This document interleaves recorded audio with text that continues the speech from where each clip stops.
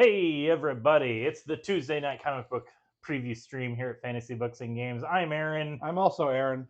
We have Aaron is here as a guest lecturer today. We're going to talk about one, maybe two books, and then our friend Sam will be joining us for the rest of the episode. But we'll just kind of play it by ear. Yeah. I think I still, I thought long and hard about this.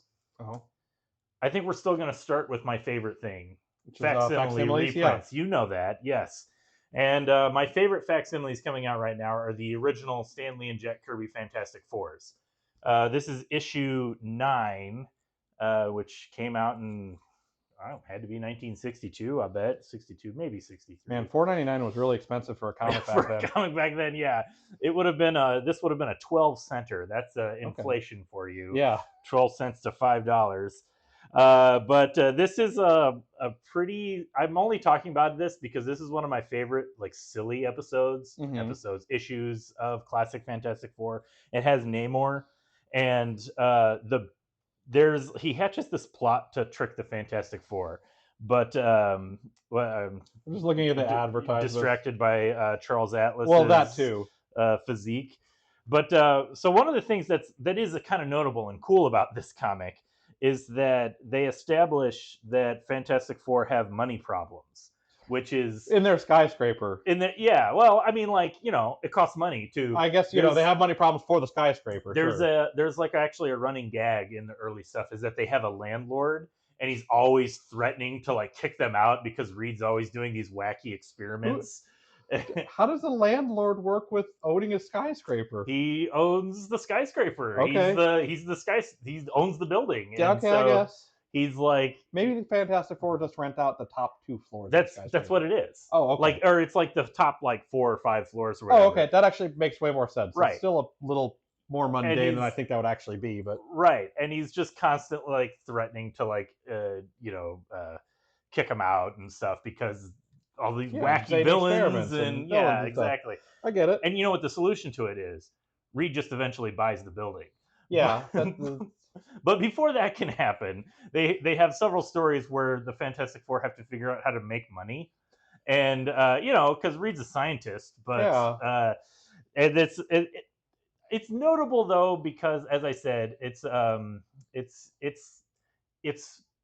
when you think about it in the context of the comics that were coming out at the time, Superman and Batman. Batman's a millionaire. Yeah. Superman is Clark Kent. He just works as a news famous reporter, but he doesn't really need money. Whereas the Fantastic Four, they're like kind of scientists, but they're basically just like celebrity heroes. Yeah. And so they don't have like this built-in function of just having money. Yeah. You could if you really took it to the logical extension of just like Reed invents stuff and he has patents, which is eventually where it goes. But so for these early stories, it's just kind of charming. And so they even just acknowledge, like, there's a panel here of Reed reading comic books. And he's like, too bad those other superheroes don't have to worry about money like we do. And fortunately, in like 2 panels later, he gets an offer from a movie studio in Hollywood, and they want to make a movie out of the Fantastic Four. Okay. And so none of those are ever bad. Right, exactly. Thankfully, there's never been a bad Fantastic Four movie. I haven't seen the newest one, so I can't comment. Actually, also haven't. But it is kind of funny. There's like that kind of that meta. There's a little bit of a meta thing going on here, because like Stan Lee famously just really wanted to make movies out of all of the comic book characters, and it took like 50 years, but it finally happened. But anyway, it's funny because if I can just flip to the right page here. Oh yeah, here they go to Hollywood, and you got some nice guest cameo caricatures of famous people. It's just Namor is the movie producer. He just like started a movie studio. Yeah, because he's the Prince of Atlantis. He's got lots of. Oh, he's got plenty of money. He's got a royal treasury and all. So, but there's these nice panels. Like I'm not even going to begin to name them all, but that's clearly Alfred Hitchcock. That looks like. Oh, I know who that looks like. I can't think of his name though. Like Bing Crosby, maybe. I don't know. I can't think of. There's lots of like famous movie star people. The kind of celebrities you'd see in a Looney Tunes skit. Exactly. I mean, it was 1961 celebrities. But anyway, it's just funny because like in this issue, then I'm not even going to show too many of the panels. Namor tricks the Fantastic Four into thinking they're being hired to make a movie. so that he can send them off into these ridiculous situations where they will hopefully die. And so I take it back. What a scam. I'm going to show you one panel where they're filming a scene. They're like they're going to film a scene, and Namor's like, "You're going to fly over to that or go over to that island over there, and you're going to fight a robotic Cyclops because that'll be like the scene in the movie." And Reed's like, "What about the script? I don't know what I'm doing." And Namor's like, "Just fight him. It'll be natural." And then Namor's like, "Ha ha ha! What Reed doesn't know is it's not a robot Cyclops; it's a real Cyclops." That makes all the difference. Right. And he doesn't like people being on his island. And so he's gonna kill Reed. And like that's his evil conniving plot. And then, Reed gets out of it. Yeah. And it's just a lot of stuff like that where he's like, "Okay, now for the movie, I need you to lay down in front of this train." Yeah, things like it. That's not literally in the comic, but it is situations like that kind of stuff. And it's pretty funny. And it's early. The very, very earliest Fantastic Four was pretty silly and fun and just full of imagination. Yeah. So that's the only facsimile that's coming out tomorrow, I guess. This isn't one? So this isn't a facsimile, but thank you for pointing it out. This is actually a trade paperback. This is just a reprint of Golden Age Plastic Man comics, which are a lot of fun. But yeah, these are like reprints, like scans from original issues, like the best quality ones they can find. And yeah, old Plastic Man is pretty silly, as you might expect. But so this caught my eye because I do love me some Golden and Silver Age comics, and this is a nice collection. Got the covers printed in nice quality. But yeah, so I haven't read this one, so I can't point out any specific humorous instances. But like, here's all the covers on there. But I highly recommend Plastic Man. I think he's actually one of the more underrated DC characters. No, he's great. Just because, like DC spent so much time leaning all in on their like serious aspect, like serious versions of their characters, and they kind of like ignored a lot of the sillier stuff, the fun stuff. Well, especially since a lot of older DC stuff is fairly silly and fun. Exactly. Like everybody makes fun of Adam West Batman, but Adam West Batman isn't that far off from the flavor of what Batman was. Oh, sure, it's 100% what Batman was at the time. The giant penny that's in his cave didn't come from Two-Face; it came from like the Penny Pincher, or something, exactly. who was a penny themed villain, right? And like it could be goofy. Yeah, Golden Age is fun and goofy. Exactly. So yeah, I appreciate that recently DC's been embracing that a little bit, which I have said many times. But anyway, let's talk about a new comic that's coming out tomorrow. This is the reason you're the guest lecturer right here. Is issue 24 of Transformers coming out tomorrow? The final issue of Daniel Warren Johnson's run with art by Jorge Corona. Yeah, this is the final issue. So this is the conclusion to the 2 years that Daniel Warren Johnson has been writing this series. Issue 25, the next issue, starts the new run written by Robert Kirkman and art by Dan Mora, which looks like it could be interesting. But yeah, this is the final issue for old DWJ, and right off the bat, man, what a great opening splash page. I think I talked about this it was probably the last time, the few weeks ago when you were on the stream. We made mention of the previous issue because Daniel Warren Johnson, he lists a lot of specific, cool, memorable moments from the original 1986, 87 animated movie. And like in the last issue, he had Optimus saying, "One shall fall, one shall rise." Yeah, something like that. Yeah. And in this issue, he definitely has, he cribs a few lines like directly from the movie, and which I don't want to necessarily spoil it, but yeah. There's a line that is 100% a spoiler that he cribs that I can't say. Right. I don't even want to show too much of this issue, honestly, because it's, like I said, it's the final issue. Yeah. It ends with as you saw from those pages I just showed, it ends with a big fight between Optimus and Megatron. And I know we like briefly talked about this just a little bit ago off camera, but like I kind of, my opinion is that I think this issue ended pretty much the way I expected to. There weren't any major curveballs. Kind of the same. Like it was the every major point was hit how I expected it to happen. Hmm. It's the little things that the minutia Yeah, where yeah, it shifted back and forth, but basically it it went how I thought it would go for the most part. yeah. I agree. There was Not to say that was bad, just that it was yes. yeah, I wouldn't say it was like a letdown or anything. It's just like was pretty confident this is where the story was going, and that's exactly where it goes. It does There is like one thing that it teased and did that I didn't expect. And I think it's the same thing you might be thinking of. I don't know. yeah, I mean maybe. I will say like one of my favorite things about this run as a whole, which I guess that's something we could maybe elaborate on. Just like you've been reading it for the last 2 years. Yeah, I guess I have. I mean, I have too, and Yeah. I have really enjoyed it. And that's, as I've said multiple times, that's as somebody who's not even the biggest Transformers fan. Mhm. Yeah, come on in, Sam.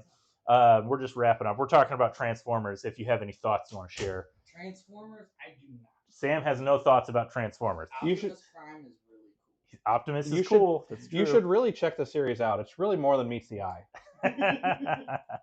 But yeah, as somebody who's not really a big Transformers fan, I got really sucked into it because Yeah. Daniel Warren Johnson's art is awesome, and even though he only drew the first 6 issues, Jorge Corona took over, and he's just done a fantastic job. It's a very crunchy art style. Yeah. It feels, I don't know, it just feels appropriate for. I think like this is what everybody was saying when the series first launched 2 years ago, but it definitely feels like a little kid playing with his toys and like Yeah. smashing robots together. And It's interesting because like it's kind of an alternate universe, but it's more of a small twist alternate universe to where like Mhm. all of the characters feel believably how they might still feel if things were just 20% different. Yeah. And like it doesn't feel like Optimus Prime still acts like Optimus Prime, and like he's just thrown into very different situations, which is causing him to act different because you're just seeing him. You know, he's not playing Yeah. a cool game of basketball with the humans because it's just not that kind of Yeah. situation at the moment. Yeah. I agree. I think my favorite thing about it has been the characterization of Starscream, Yes, he's doing which great. is, it's like, again, kind of what you're saying. Like, it's all stuff that's kind of in the original like animated series, like Yeah. the traditional depictions of Starscream, but it's just kind of like fleshed out in very specific ways, which Yeah, is really nice. he's there's a lot more nuance to his character, and I'm a giant Starscream fan, so this is like he's got a good deal more nuance to his character, similar to kind of like how he is in Armada almost. But he's still got the camp, and I greatly appreciate that. Armada Starscream is fun, but there's no camp in that guy. I mean- he's got none of it. This Starscream is a prissy, flamboyant, wonderful little guy, and I love him. He's a scamp. Yeah, he's a scamp. Exactly. It's really good.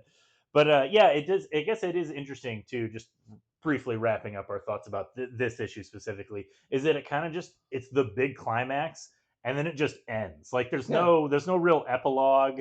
There's Yeah. no real like breathing room to It's- like here's how our characters kind of move on after the big Is- moment. It's just the big moment, and then we're basically done. I know this is the end of his run. Is there going to be another one picking up right away, or is there Next going to be next month, issue just next 25. month? Okay, cool. So yeah, it's that's what's in. I think that's what's interesting about it, is because it does feel like, in many ways, like classic comic book storytelling, Hmm. where it doesn't end with like a big.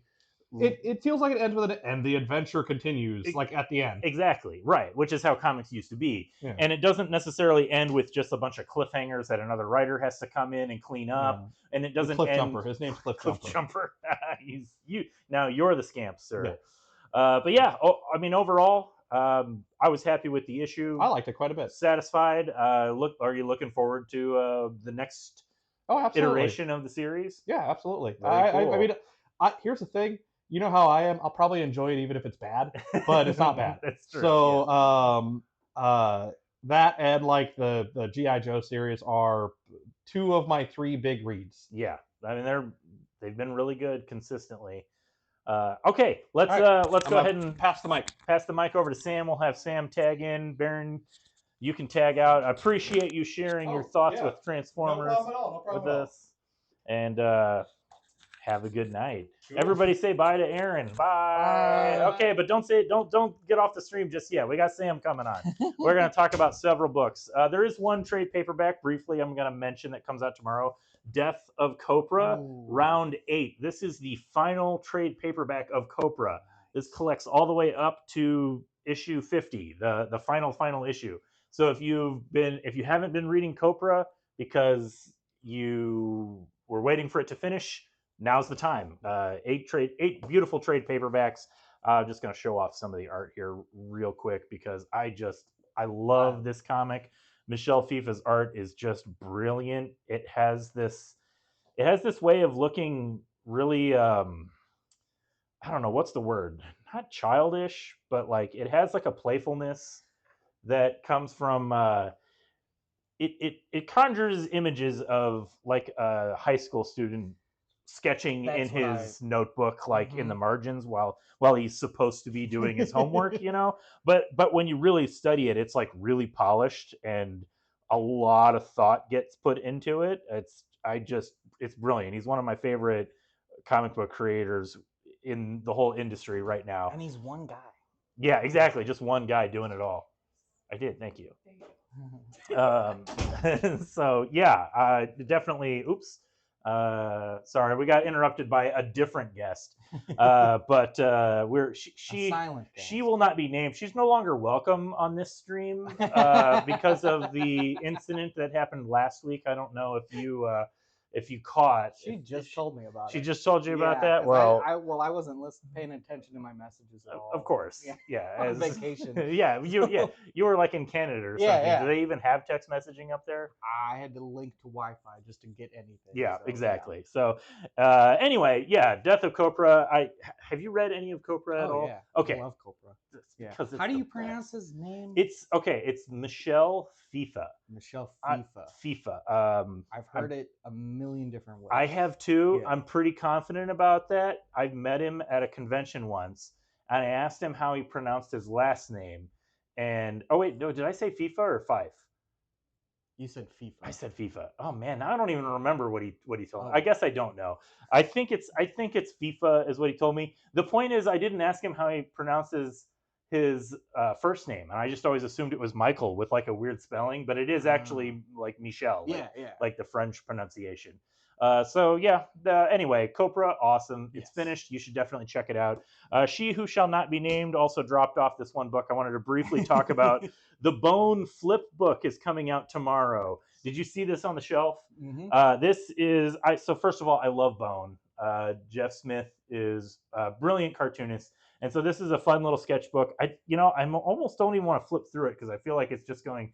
It's pretty self-explanatory, but it is exactly what it says on the tin. It's a flip book. You just flip through it and you get a quick story, like an animated story. Nice. And that's all I'm going to do for it. I'm not going to like bother trying to go through the whole thing, but it's a very fun little art project. So we got those here.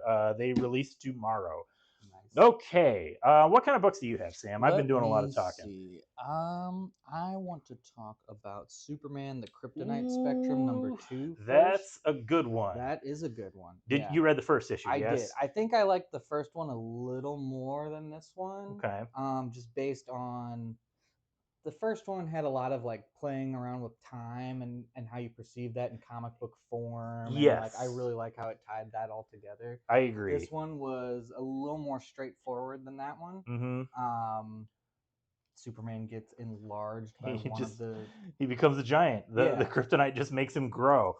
But it's like it's interesting. Like it's neat the way the story unfolds because he just like is growing. He doesn't just immediately become Yeah. large. So Batman and him are trying to figure out, and he just like keeps slowly getting bigger until he like bursts out of the Fortress of Solitude.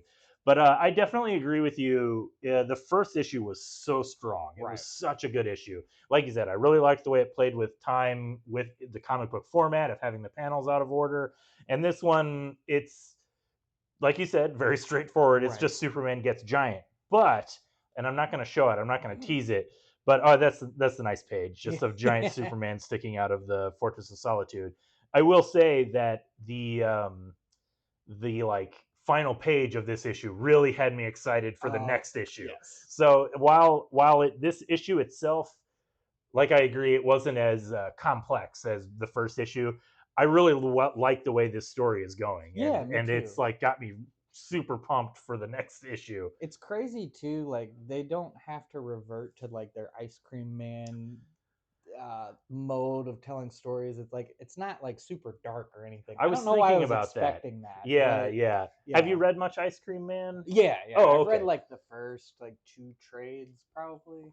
Okay. It's been a while since I visited it. So, like, if I didn't say earlier, but this is a mini series by DC's Black Label, and it's by the creative team behind Ice Cream Man, which is a horror anthology, which is just like weird and creepy and Super dark. like man. super dark. Yeah. Yeah. And I think I really, that's what I like about this series, is that it's not them doing just a super dark Superman story. It's weird and it's kind of oddball, Yeah. but it fits in the same way that a lot of weird oddball Silver Age, Bronze Age Superman comics were, you know. So I think that's why it's like I really like it, and I'm really happy with it. Yeah, so far I'm really liking it Awesome. a lot too. Alrighty. A few other books that are in my regular pool that are coming out tomorrow, I will briefly mention. You know, I'm still reading Conan the Barbarian.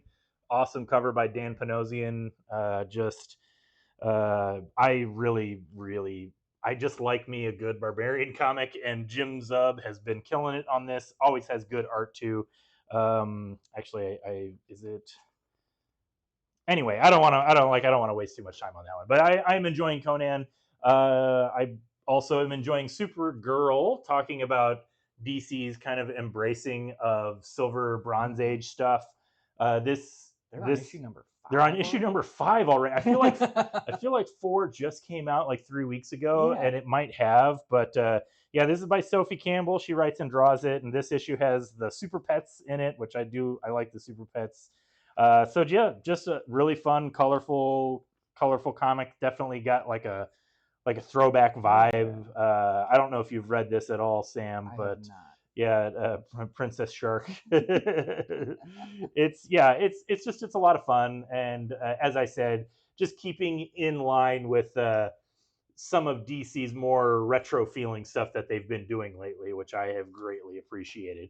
Although, you know, I think we've talked about this because they've got the Absolute universe going on right now, Right. which is like, I don't want to say token dark DC, but it's like they're going all in with it's the dark universe that was created by Darkseid, and all the characters are miserable.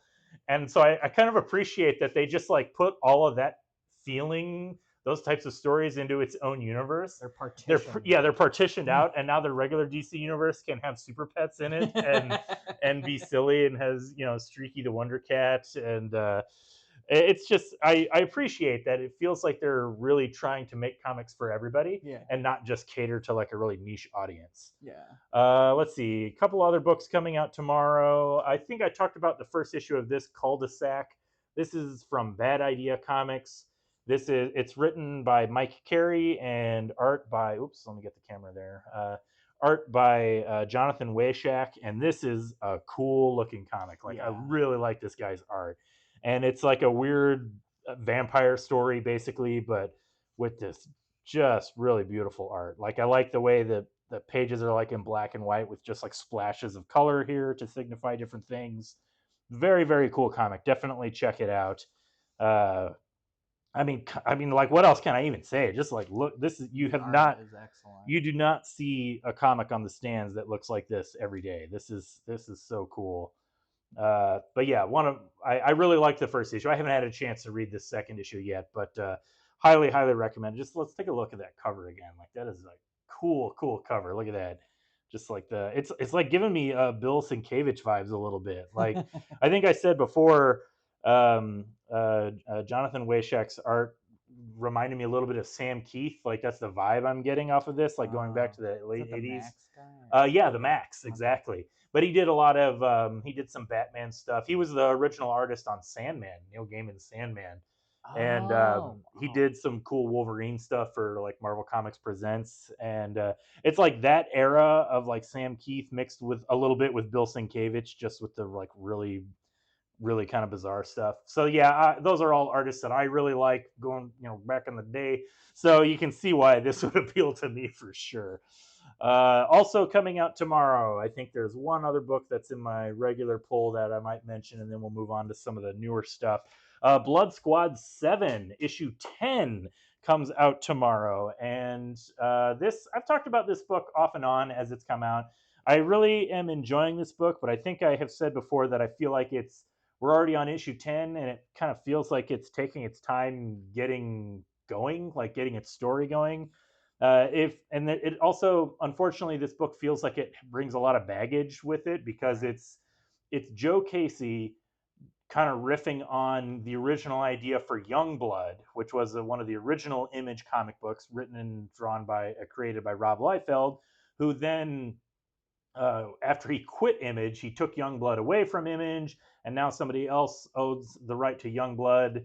So, like, Youngblood is no longer a part of the Image universe, and those original series, like Spawn and Savage Dragon and Wildcats, which is now at DC, and they all shared like a common continuity, and the characters crossed over, and then they all kind of split up, and now it's like those old issues of Spawn have Youngblood in them, but they're not canon because Youngblood's not a part of the Image universe, and The old issues are retroactively not canon. you're just supposed to not think about it. You're just Okay. like it's just so that's kind of what Joe Casey's doing. He's doing this new story about this new team called Blood Squad 7, which for all intents and purposes is supposed to be a new version of Youngblood.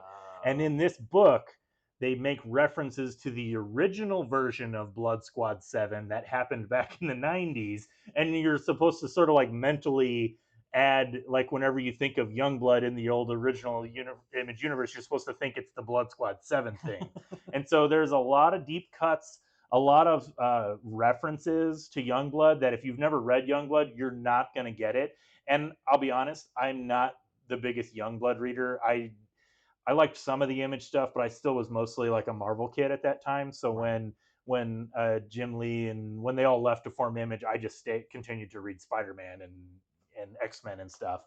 So the point I'm getting at is I don't really know all of the references. I'm just enjoying the surface level storytelling, and it's really good.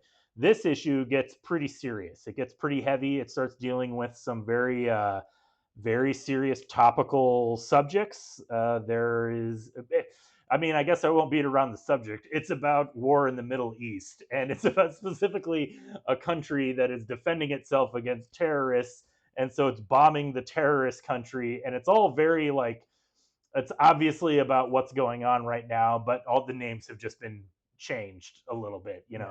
But it's a really good issue, and as I said, I do feel like it's finally getting going with this issue. Like, this is where it feels like Joe Casey is really getting the story where he wants it to be. So I really enjoyed it. I'm curious to see like how he's gonna keep up this. I don't know, just like this, what he's got going, I guess, for it. I don't know, like the topical, serious nature, bringing that to a superhero setting. Like, there's I guess just to like give you a little taste of it is they go to this. What's the war torn country is called, like Ozaya or something like that, and they show up and they're like, oh, we're here to fight the bad guys, and it's just like a bombed out uh city, and they're just, yeah, there we go, they're just like, oh, there's nothing here, what do we do? And then all these like refugees and people just come running out, and they're like, oh, you have to save us, and they're like, no, we're here to fight you. And they don't know what's going on, and it's just kind of like it's like superheroes can't just easily solve the world's problems by punching somebody. It's a little more complicated than that. So yeah, I really enjoyed this issue quite a bit. All right, what's something that you got there? Let's see. I saw it in your stack as well. The Hero Trade. Oh number yeah, 2. the Hero Trade. Yeah. I'm pretty sure we talked about issue 1 when it came out. This is a 2-issue series. This is also by Bad Idea. Written and drawn, or no, it's written by Matt Kindt and drawn by David Lapham, who are 2 of my favorite creators. I talk about them on the show whenever I get the chance. But I haven't had a chance to read this issue yet. You read really it? Good. What'd you think of it? I liked it a lot. It So they're definitely a play on like the Wonder Twins, right? Yes, yeah, yeah, very clearly. Yeah. Like it's a brother and a I mean, I think that's like you see it right here. They like have this shared power where they can touch each, like can choose a form to become. Right. And because like in the first issue, he becomes a gorilla and she becomes like a poisonous gas. Yes. And in like the overall story is that they're like these teenage kids who are being sent on these missions by, is it some organization? I don't think Some secret government. it's like a secret government organ. They don't even really know what it is.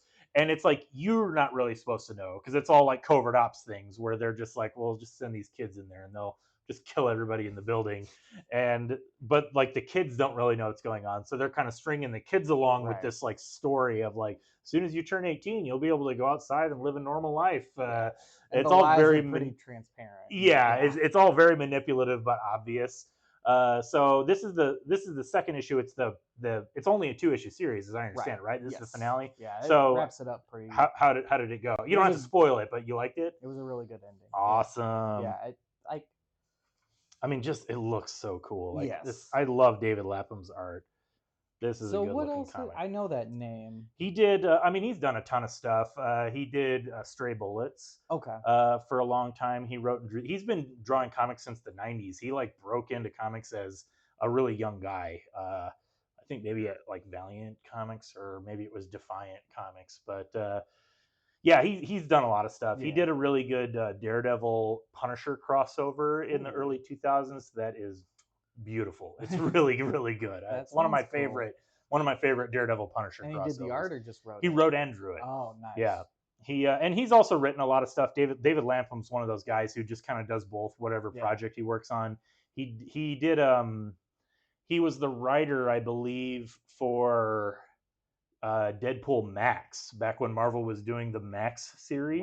Wow. Okay. So and I think it was art by Kyle Baker, which was like, it was an interesting series, but it was at a time when there was like Deadpool's popularity was exploding, and Marvel's like, sure, just do anything Deadpool. So it was like a really weird one.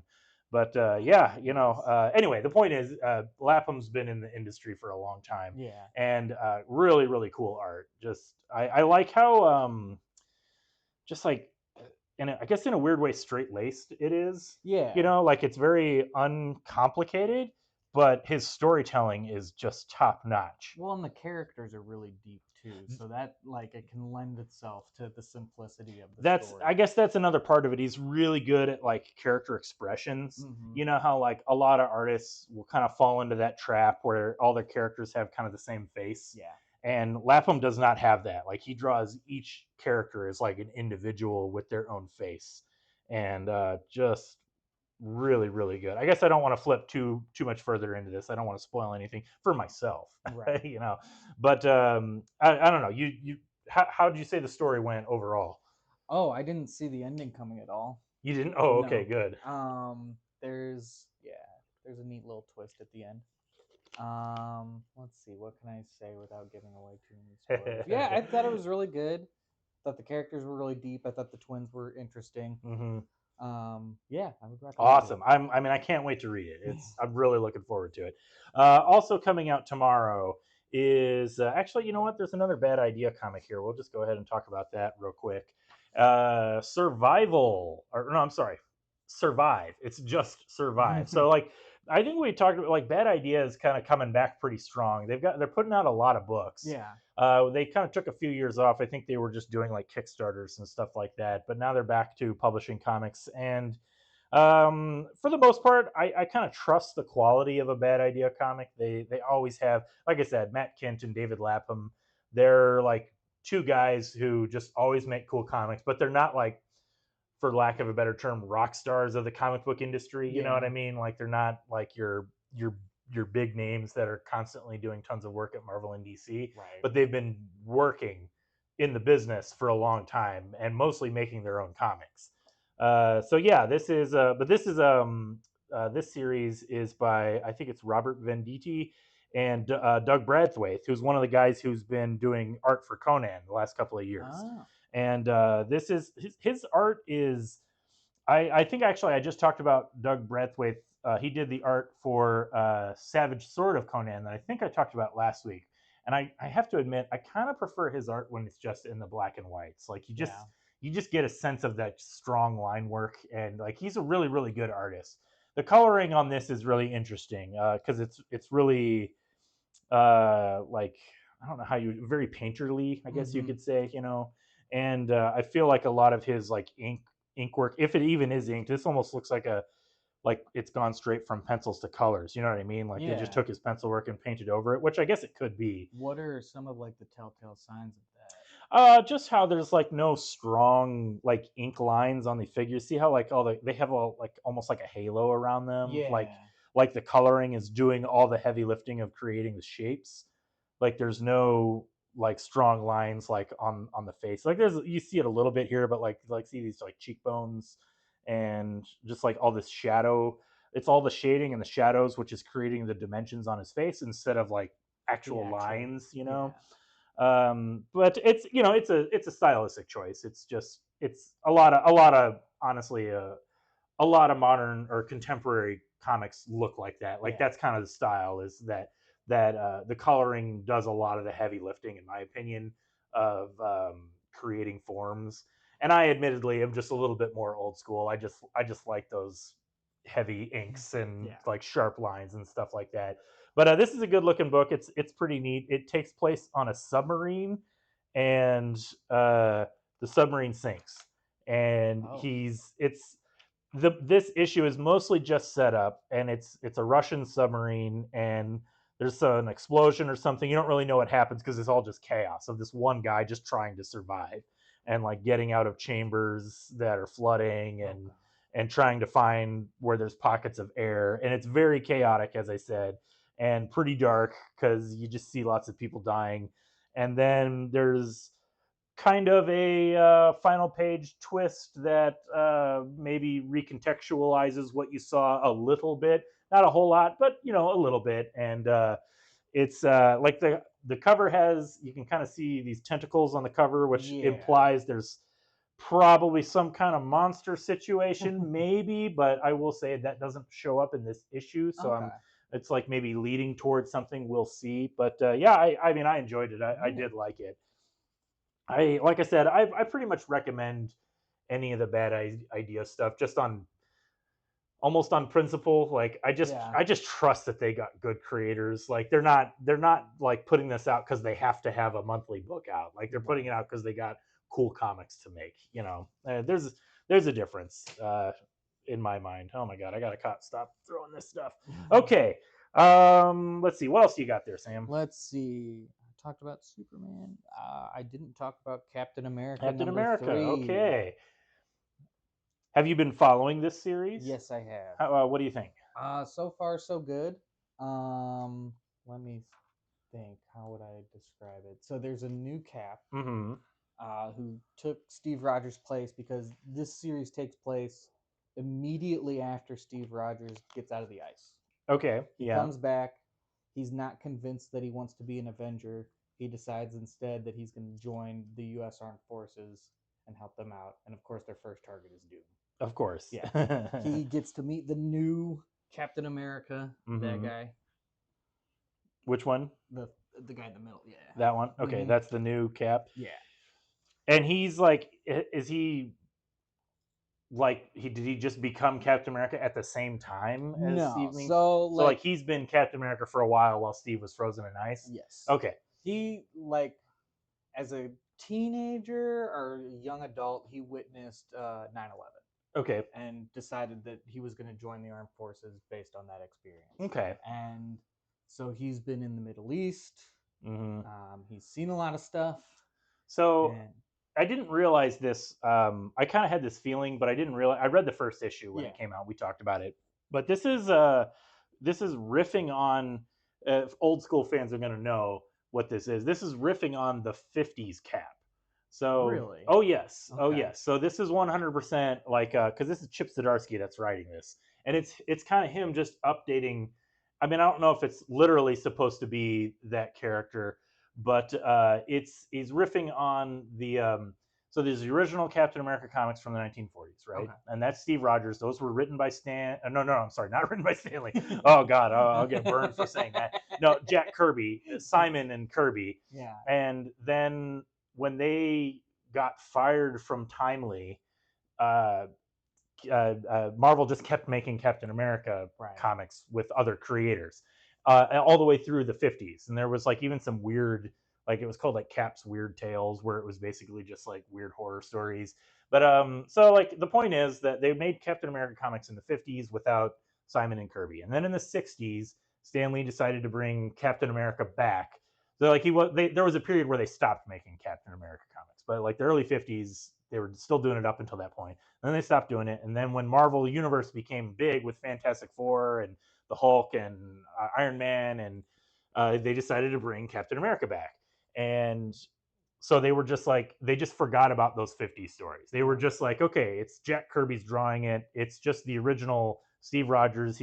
That's where the new origin comes from. He blown up on a rocket, frozen in ice during the war, and then thawed out. And now he's Captain America in the 60s. So all those stories were no longer canon.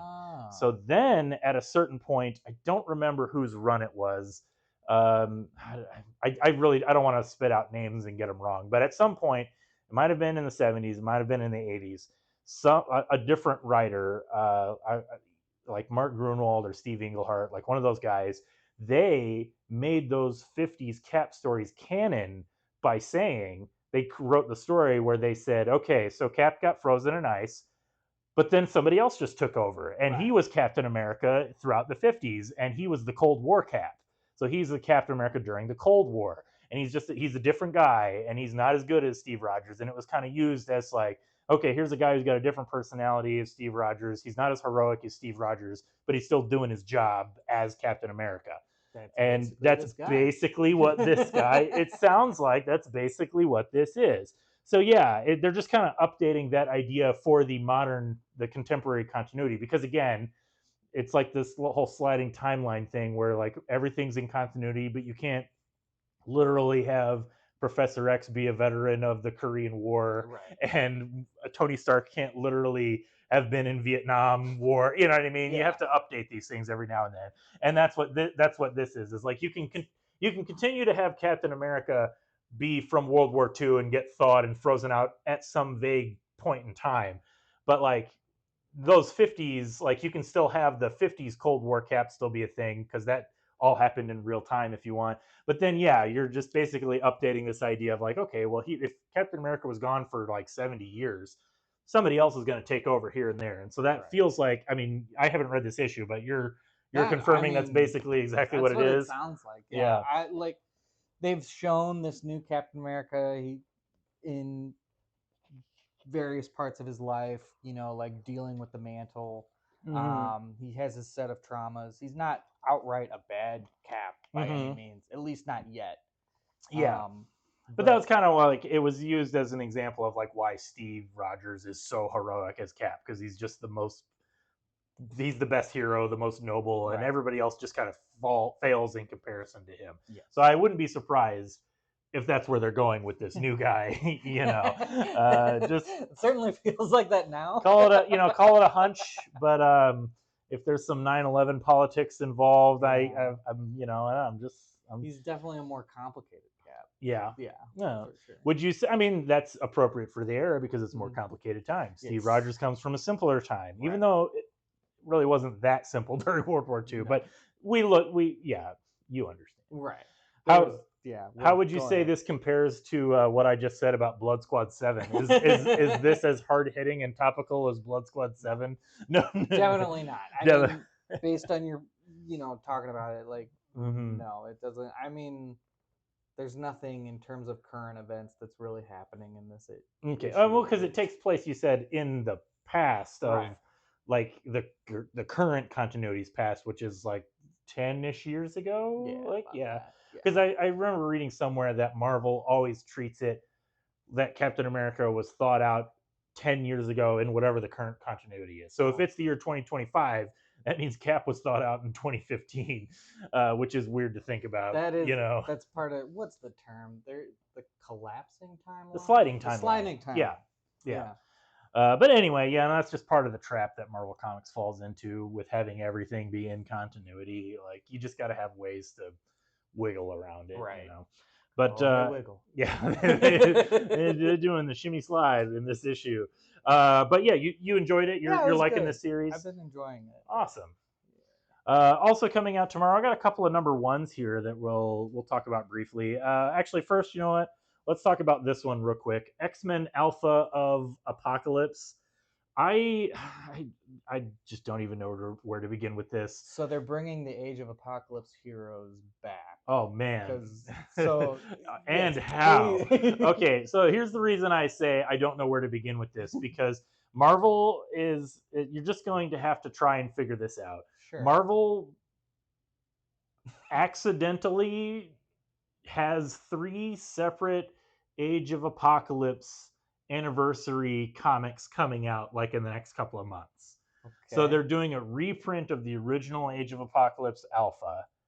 All right. Like that's just like a reprint of like, remember the original 30th anniversary of Age of Apocalypse. Then they're doing this X-Men Alpha of Apocalypse, which is different than that reprint. This is a new series that kind of continues the original Age of Apocalypse story. And then they're also doing the Age of Revelation, which is a line-wide okay. crossover where all the is similar to Age of Apocalypse. They're going to like Yes. cancel all the books and restart them in this new Age of Revelation, which is basically a new version of Age of Apocalypse. But I don't know or think that this series has anything to do with the Age of Revelation. Like if you read this, it's not going to lead into Age of Revelation. I think this is just its own thing. This is just like the continuity of The Age of original Age of Apocalypse. Apocalypse. But Yeah. don't they all just blow up at the end?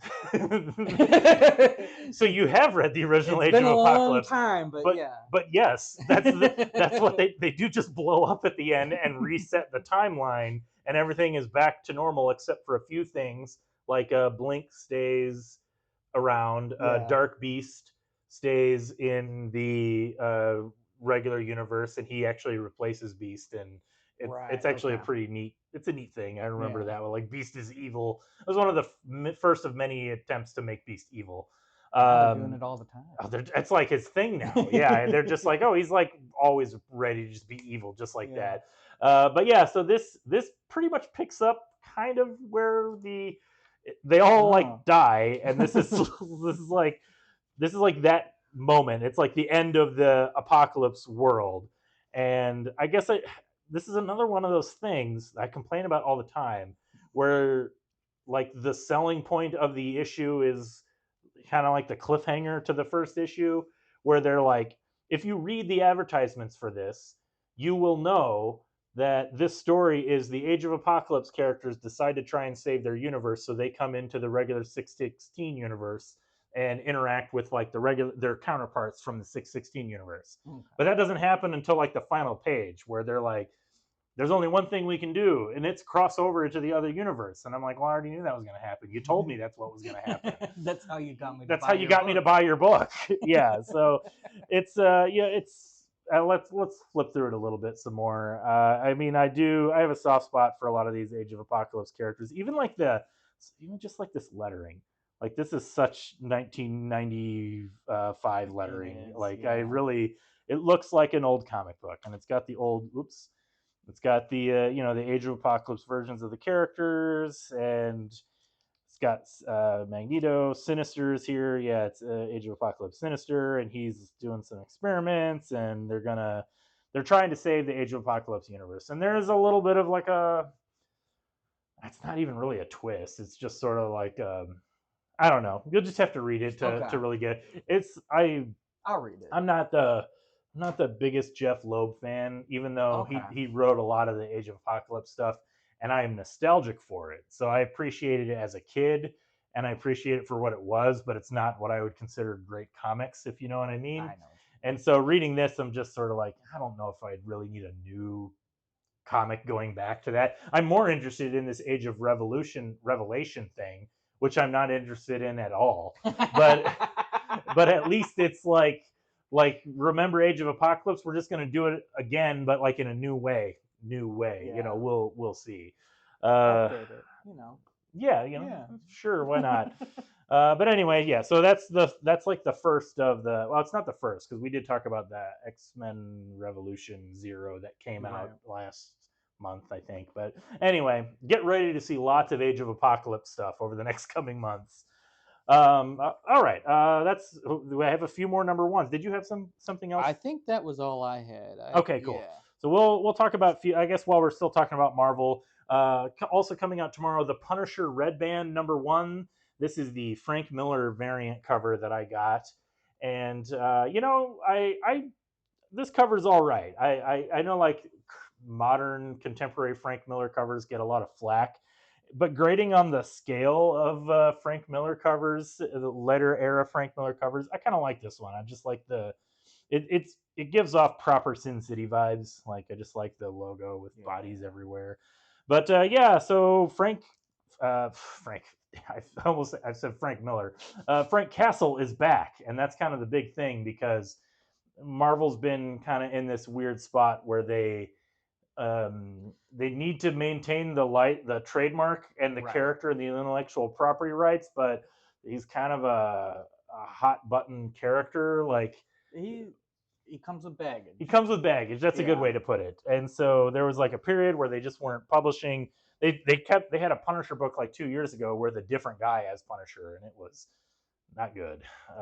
But so you know what? Frank Castle is back, and it's bloody. It's a red band book, as I said, which is the new version of the Marvel Max, which I think I've talked about before. I kind of really dislike that they do this red band thing because to me it's so just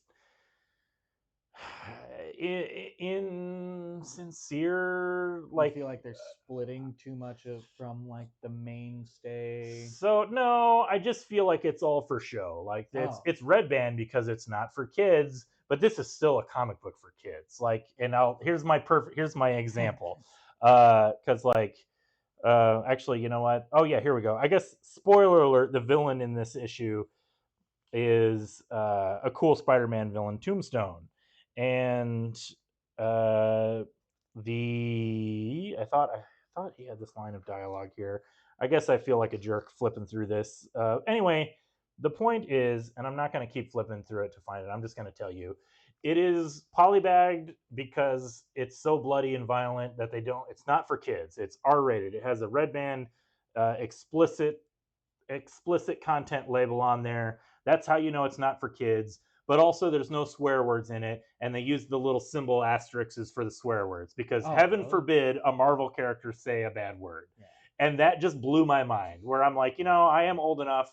I remember when they did the Marvel Max books, and there was cursing and violence and nudity, and it was just all in on that. And this feels like a fake version of that, and that bothers me. The comic itself is fine. But I'm just like, why are you dressing it up like it's this big explicit thing when it's not? And I think that's what bothers me. There's an interesting twist that kind of like they're going a little bit of ways to explain why Frank Castle's been gone for a little while and explain this, like the story unfolds, explains why it opens with him kind of having amnesia and he's like, I don't know who I am. I just know that I must kill. Like literally. I know it's a little funny. It's written by Benjamin Percy, who I think is one of the better writers at Marvel right now. He did Ghost Rider for a long time. He wrote X-Force during the Krakoa era. Okay. He did a lot of Wolverine stuff. He did the Helverine series. He's working. He's doing all the Predator crossover comics, Predator Wolverine, Predator Spider-Man. Yeah, he's a good writer. Yeah. So like I guess that's what I'm getting at is like this is a solid Punisher comic book, but like I just can't wrap my head. I can't get over this feeling of like I'm being bamboozled into thinking it's a mature comic when it's really not. It's a PG-13 comic. Like they just color all the blood red instead of black like they would have in the 80s. So I don't know. That's my little mini rant. Just like because it's also just a way for them to charge an extra buck for it because it's polybagged and it's not, it's a $4.99 comic, it could be a $3.99 comic, but here we are. So I'm curious to see where it goes, and I'm glad to see Frank Miller. I mean, I guess I am glad to see Frank Miller's back with the cover, but I'm more importantly, I'm glad to see that Frank Castle is back. That's how I felt about the Blood Hunt Red Band. Exactly, I feel the same way. Where I feel it feels really just disingenuous and a really cheap excuse to get that extra buck out of you. Where you could read the normal one. We talked about this a little bit with that Wolverine Savage Land one because I was getting the red band of those, and like at least those ones like I do feel like some of the art, like Greg Capullo, really did go to the edge with some of the stuff that he was showing. Like it was some kind of grotesque stuff. I read the kids' versions. You know what? I feel like you're not really missing anything because at the end of the day, like they are still, like they still got to be, you know, they're trademark characters that have to appear in movies for kids. So they're only going to allow it to go so far. And I think that's what bothers me is that they dress it up like it's it's the edgy adult version, but it still censors the curse words. Like it's no Batman Damned. It's not exactly. Although even that one they backed out. They went back on. But you know, it's I mean even like the Absolute books. Like I feel like, but you know, because like Marvel is doing Max books now. They just like maybe they're making exceptions for Garth Ennis because they had Garth Ennis come back and do that Nick Fury Get Fury Max book, and I really liked that one, and that's one they didn't polybag that one. Like it was, you could just open that and see eyeballs getting blown out of sockets and curse words and stuff. Like it's just funny how the gimmick of the whole thing. But you know, that's the kayfabe. That's how you sell it. You know, so I don't know. All right, we got two more things to talk about. Briefly, we'll talk real quick about Powers 25 #1. Powers is back. Do you remember Powers, Sam? I read Powers. You did. I read the first trade. It's been forever since I've read it. I mean, this is like classic Brian Michael Bendis. Yeah. Michael Avon Oeming, the triple name experts. This was the Bendis book. This was one of the ones that I would always go to when I would talk about like Bendis is a good writer. Powers is a good example. Yeah. And then at a certain point, I could no longer stand to read anything Bendis wrote. What do you think that was? Probably around the time he took over New Avengers. Like when he I was pretty early. Like when he became Marvel's go-to guy. Right. Like the way he would write Doctor Doom, I was just like, no, you should not be. Doctor Doom should not say whatever words you're putting in his mouth. You should not be writing these Avengers characters. You should stick to cops and Daredevil. Like you know, you know, that's like when you go cosmic, you lose me. And since then, I've never really been able to really get into anything he's written. I've not read his Superman run, but I've not heard good things about it. Yeah, what little I read was enough. Well, anyway, I'm happy to say that he's back in the zone with Powers. Cool. If you've not read Powers, Powers is such a great concept. It's about the Powers division of a police precinct, and it's just the detectives that have to deal with cases involving superheroes. And so like right off the bat, you just see this like giant girl like passed out dead. And so they call in the Powers division. It's like, you got to investigate this murder, you know? And it's a really good book. First of all, Michael Avon Oeming's art is really strong. I like he doesn't work in like a realist school of art. Like there's some fun cartooning going on with his designs, which feels appropriate for a superhero comic book. But it's also got that detective noir look, like all these Venetian blinds on everybody, like you know they're in the office. But yeah, so really cool comic. I am glad to see this is back. This is I don't remember if they said this was an ongoing series or a mini series. I think it's ongoing. I think it's a continuation of the previous series, but it's designed to be like it's a new #1. You can just pick it up and go. But I recommend checking out the Powers trade paperbacks. It's a solid series. Have you flipped through this one at all? I have not. Does it follow a different group? Because I remember the original one had this big blocky guy. Yes. So I don't want to spoil anything, but it does. He's no longer in the story. It does follow. Like there's some new characters involved. Yeah, but it is. I think that's what makes it work also as like a kind of a new start, a fresh start. It is a continuation, and so I actually don't remember if it's supposed to be 25 years in continuity later, Okay. or if the 25 is just publishing it. 25 years ago we launched this comic book series, and now for the anniversary we're doing a new one. But yeah, this is good stuff. I recommend Powers quite a bit if you like quirky, like offbeat superhero stories. Like, it's not a traditional superhero story; it's a cop drama with superheroes in Right. it, and that's what's so cool about it. All right, final book that we're going to talk about. Actually, we're going to talk about a few things. There's this new publisher called Ignition Press, I believe. I feel stupid that I just forgot that. Yeah, Ignition Press.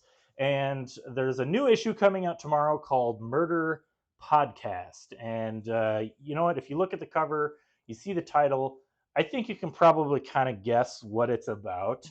But it's by Jeremy Hahn, who has done some cool horror comics. We had like I think we still have it on the shelf. It's like a hardcover, like, what's it called? The Haunthology. It was like this. It was like a horror anthology of just him like doing horror stories, and it's pretty cool. But yeah, this is a comic that is. It's about people that listen to true crime podcasts, murder podcast, and all of a sudden they will hear a new episode of this mysterious new podcast, and then they will lose control of themselves and murder somebody and kill, and they're compelled to kill from listening to those evil podcasts. Oh my god. But it's clearly there's a little bit more going on than that, but like right off the bat, like this opening scene, it's like, white suburban soccer mom. Those are the people that are listening to these podcasts, And yeah, she's something like she hears like a trigger word or something, and she just like kind of goes blank and just kills her husband, and Oh my. it's pretty brutal. And then we get introduced to and then we get introduced to this new set of characters, and we spend time with them, kind of get to know what they're all about, and one of them really likes true crime podcasts, and so it's like following a pretty not standard, but just like tried and true like structure for a horror. Conventional. Thank you. That's the word. Like a conventional horror setup, and it's a fun like. Idea, just like like a for a horror story. The horror, if you listen to horror podcasts and then they make you become a killer, because like, do you ever listen to like murder podcasts or true crime stuff? I can't get into that stuff. I don't. Too much of that seems almost like sympathetic to the serial killer, and like I don't. I kind of agree. Yeah. I have a like I'm like kind of fascinated by true crime, just because I'm interested in like the psychology of it, of like, okay, like you have a murder scene and like what happened here, and like you see like police interrogations with some of these people, and you're just like, wow, that person is not human. You know what I mean? Like, it's just like, I don't know what's going on there, but that person is not there. And so it's fascinating. It's like morbidly fascinating, but also like a lot of true crime stuff feels really exploitative to me, and voyeuristic, where it's just all these people are like, just give me the grisly details, and I'm fascinated about it. I'm kind of hoping, I'm curious to see if this will play out in this comic book, because I'm fascinated about how there's kind of some significant crossover with the attitude that I just spelled out of why I don't like true crime podcasts, because it feels exploitative and voyeuristic and just like gross with like whatever. A lot of classic horror comics did the same thing, and that doesn't bother me when it's in a comic book form. Like a lot of EC comic books back in the 50s were true crime, and that's one of the things that launched the Comics Code Authority, that created like that, just banned monsters in comic books, because comics are for kids. That's the real reason. That's why everybody was clutching their pearls over it. But if you have a bunch of suburbanite soccer moms into it, it's fine. But also, there's plenty of stand-up comedian jokes about like weird. it's fast. Like if you look at the statistics, it's fascinating. Like 75% of all true crime podcasts are like middle class white women. They're just Yeah. like they're I've like heard the that. audience. They're just like Yeah. that's the target audience.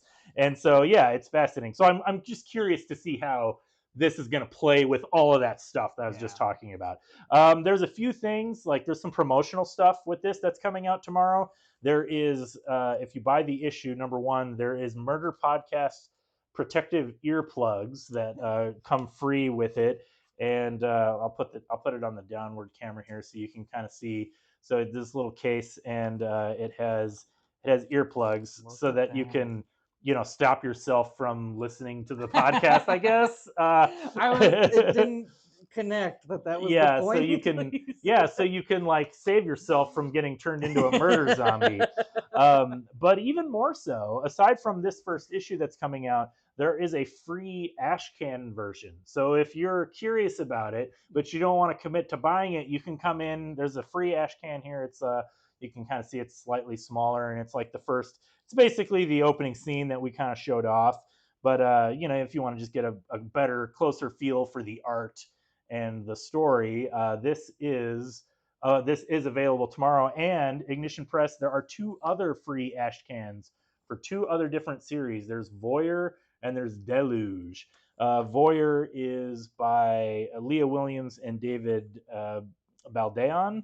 And I flipped through this one, and it looks kind of interesting. It's, as you might expect, it's about a voyeur, but it's about a stalker specifically. Oh. So it's like this guy that's like stalking this woman, but it's unclear why. So I'm kind of it'll be like I don't want to like make too many judgments, but it's like he almost looks like he's an NSA agent who's been assigned to watch her for some reason, but he's also a creepy stalker who's like following around when he shouldn't.